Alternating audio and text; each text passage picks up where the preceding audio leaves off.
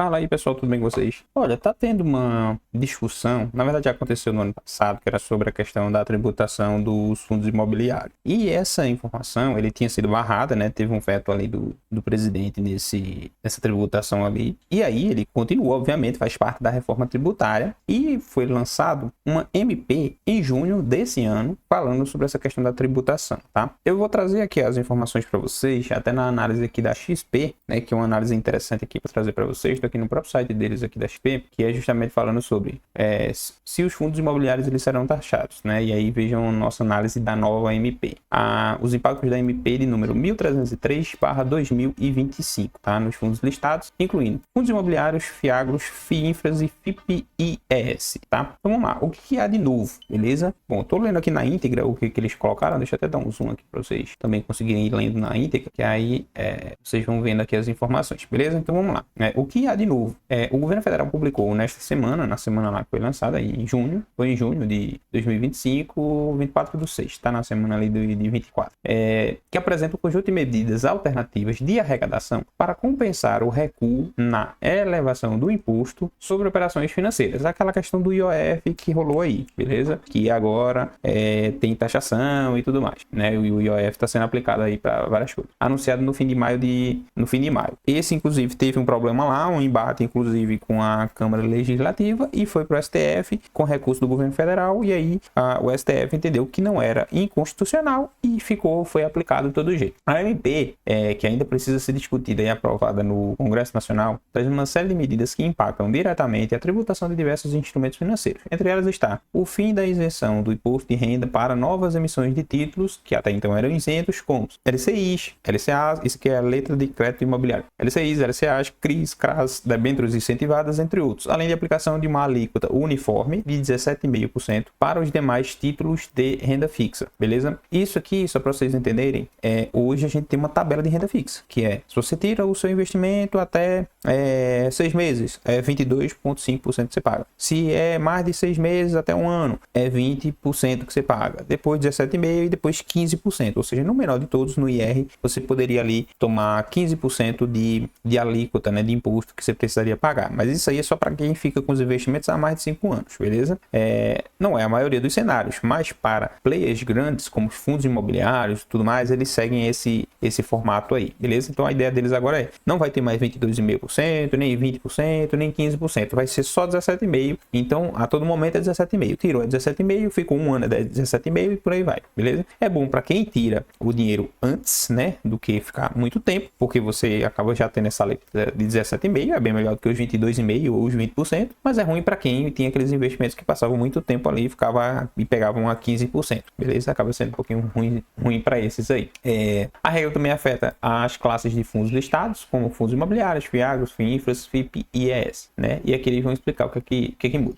A isenção mantida sobre receitas geradas internamente. O artigo 42 da MP preserva a isenção do imposto para FIIs e FIAGROS como veículos de investimento, o que significa que não haverá tributação sobre a renda recebida por esses fundos, seja proveniente de aluguéis de imóveis, investimentos em outros fundos ou de ganhos líquidos em títulos de renda fixa, que deixarão de ser isentos para investidores pessoa física, como CRIs e CRAs. Em nossa visão, essa medida pacífica e segurança jurídica gerada pelo veto presidencial e há um trecho da reforma tributária no final do ano passado que poderia abrir precedente para a tributação de receita desses fundos, né? Rendimentos distribuídos aos cotistas passam a ser tributados. Então vamos lá. Por outro lado, o artigo 44 prevê tributação de 5% sobre os rendimentos distribuídos a cotistas, pessoas físicas, que detenham até 10% das cotas de um fundo imobiliário ou FIAGRO com, no mínimo, 100 cotistas e que seja negociado em bolsa de valores ou mercado de balcão organizado. Como a maioria dos fundos e cotistas de pessoas físicas se enquadram desses critérios, essa alíquota será aplicada à grande maioria dos investidores, com a tributação sendo retida na fonte pelos administradores dos fundos ou pela instituição intermediadora de recursos na data da distribuição dos rendimentos. Nos demais casos, que são exceções a estes, estão previstos no artigo 43, a tributação sobre os rendimentos será 17,5% também retida na fonte. Tributação sobre os rendimentos vale apenas para novas cotas? O que significa isso, né? Chamou nossa atenção o parágrafo 4º do artigo 41 da medida, em que esse artigo ele especifica quais os títulos e valores imobiliários terão seus rendimentos tributados em 5%, incluindo títulos da renda fixa,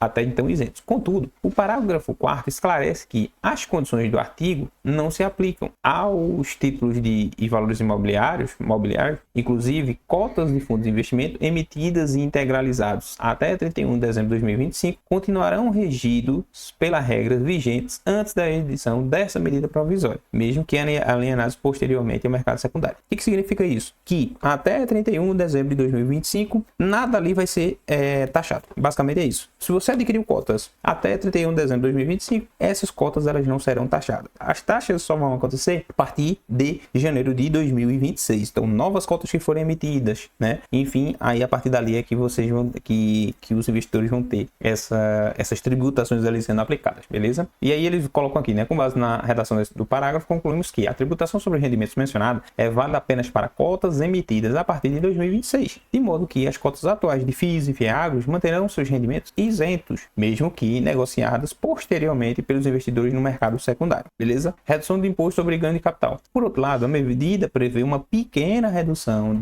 da alíquota do imposto de renda sobre ganhos de capital em operações de compra e venda de FIIs e FIAGROS dos atuais 20% para 17,5%. O que é isso? Agora, quando você tiver compra ou venda ali basicamente, né, e você tiver um ganho, você só vai ter ali, ao invés de você ter que pagar 20%, você vai pagar 17,5% de IR, tá? Como ficam FII Infra e FIPS, embora a MP não mencione especificamente os FII Infra, nosso entendimento é que tanto esses fundos quanto os FIP e IES seguirão a lógica de preservação do estoque mencionado anteriormente. As cotas emitidas até o final de 2025 manterão os rendimentos isentos, enquanto as novas cotas emitidas a partir de 1 de janeiro de 2026 estarão sujeitas à tributação de 5%. Além disso, a medida também prevê tributação sobre os ganhos de capital oferidos nesses ativos, né? O que eles resumem aqui, né? Ruim para todos, mas a atratividade relativa se mantém. Então, nossa interpretação preliminar é que as propostas da MP não afetarão as cotas emitidas até 31 de dezembro de 2025 por FIIs, FIAGRO, FIINFRA e FIPS. Essas cotas continuarão isentas de imposto de renda sobre os proventos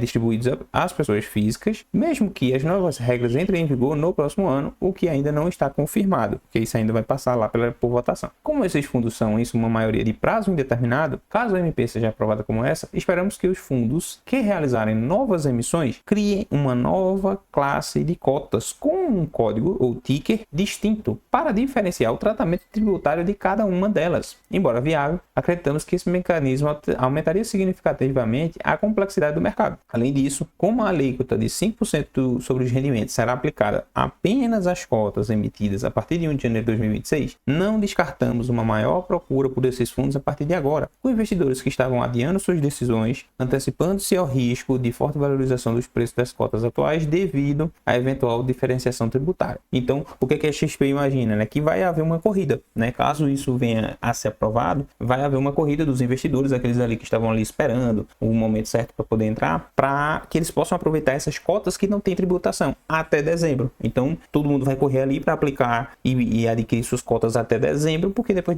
para janeiro para frente, todas as cotas novas ali que forem emitidas, aí sim vão ter problemas, né? Vão ter taxação ali em cima disso, tá? Quanto ao imposto de 17,5% sobre o ganho de capital na negociação desses títulos, entendemos que ele será aplicado a qualquer cota a partir de 2026, independente da data de emissão. Então, destacamos como um ponto positivo a redução dessa alíquota em relação ao atual de 20%, né?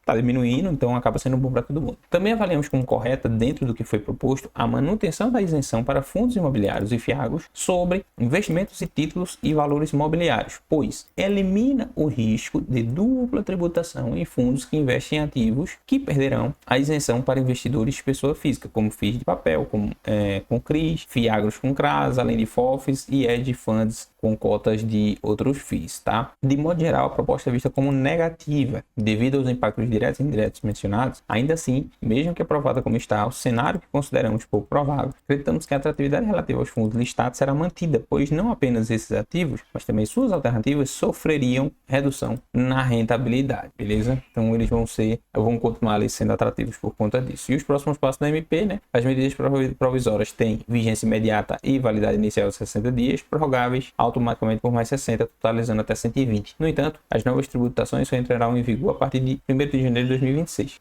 respeitando o princípio da anualidade. Durante esse período, a MP será analisada por uma comissão mista no Congresso, formada por deputados e senadores, antes de ser votada nas duas casas legislativas. O Congresso poderá propor emendas, fazer alterações ou, inclusive, rejeitar a medida integralmente. Se aprovada, a MP se tornará lei ordinária. Caso não seja votada dentro do prazo, perderá a validade mantendo as isenções atuais, beleza? Assim, as alterações referentes à isenção dos títulos de renda fixa e de fundos ainda deverão ser amplamente discutidas no Congresso Nacional, onde há amplo apoio nas áreas de agronegócio, imobiliário, empreendedorismo, comércio e serviços, né? Setores que já mobilizaram no passado para manter a isenção, né? Então, assim, o que eu posso resumir para você, tá? Claro que eu li na íntegra aqui a avaliação da XP sobre isso, né? E até para trazer um resumo também sobre a MP, do que trazer a MP aqui crua para a gente analisar item a item, que vai ser complicado de entender. Às vezes as nomenclaturas utilizadas lá não são tão triviais assim, mas o que é um ponto aqui para dizer para você que é investidor, assim como eu que é investidor, ou você que ainda pretende começar ainda a investir, tá? Não é de hoje que se fala sobre a questão de tributação dos dividendos nos fundos imobiliários. E só para vocês entenderem, todos os dividendos de fundos imobiliários, eles são isentos de